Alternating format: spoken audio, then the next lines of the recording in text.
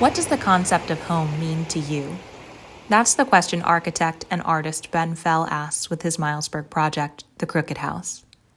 Built in 1857 for Abigail Miles, the niece of town founder Samuel Miles, the house stands today as a modern artistic interpretation of what it once was. A cursory search of FamilySearch.org reveals that Abigail married Ruel Robinson in 1807. The couple had 8 children together.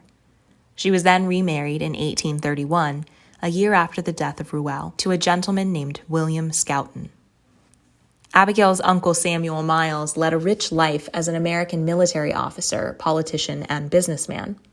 After the Revolutionary War, he married Catherine Wister and went into business as a wine merchant. It was during this time that he also entered the political scene and eventually became mayor of Philadelphia from 1790 to 1791. In 1793, Samuel settled Milesburg near the site of a former Lenape Indian settlement known as Bald Eagle's Nest. 2 years later, he opened the Milesburg Iron Works. In 1843, the borough was incorporated, and 14 years later, Abigail's house was erected. And there it stood, providing a home for numerous families over the course of the next 170 years. In 2004, Ben purchased the home as a renovation project, but as the layers of wallpaper and interior finishes were removed, something happened. The house began to lean. Insurmountable structural damage was revealed, and restoration was halted. Over the next 14 years, Ben dreamed, designed, and worked on a new concept, a full-size concrete sculpture of the house's original facade, preserved forever as a community landmark heralding the immovable concept of home. It happened really quickly. I mean, it was, I got it in like 2002, and then I think I started working in it on 2003, 2004 in the summer. And, I had, somewhat of a plan, started in on it, and within a month's time, because I was working full-time on it, I realized that this was just, going to be too expensive. It just wasn't worth it. Like, it would be more economical to tear down the whole house and put back the identical house, even if you could do a historic reproduction, because the whole foundation was rotted out, there were bugs in it. And then, like I said, I had done this demo work, pulled off the interior walls, and then, the house started to sag down. And they were just like my doodles and my sketches and how to approach it, in that way. And I was also looking at just tearing it down, demolishing it. But at the same time, I had a place to live. I was house sitting, so I kind of put it on the back burner when I was working on some other graduate work and on my career.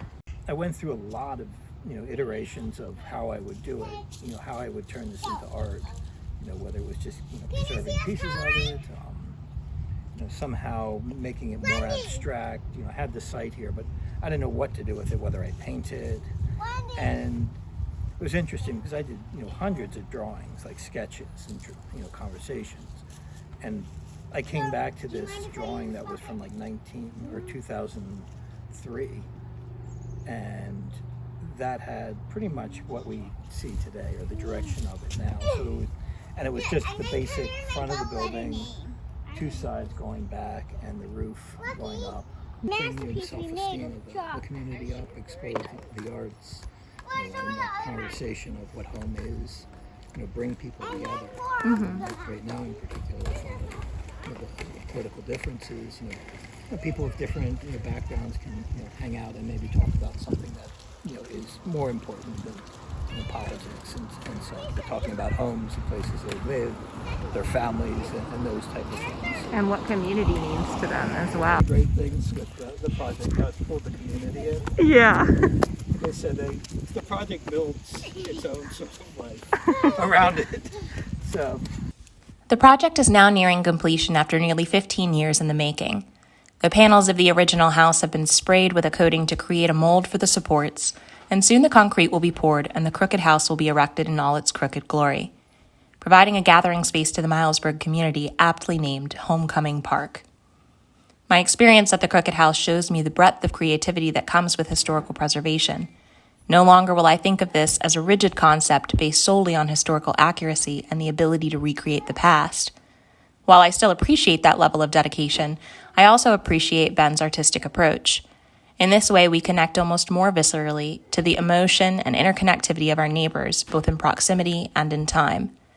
By enjoying the artistic expression of this concept and the feeling behind his project, we all have the ability to connect to the early American settlers of this town and explore how we may feel and similarly express our love of family as well as this place that we call home.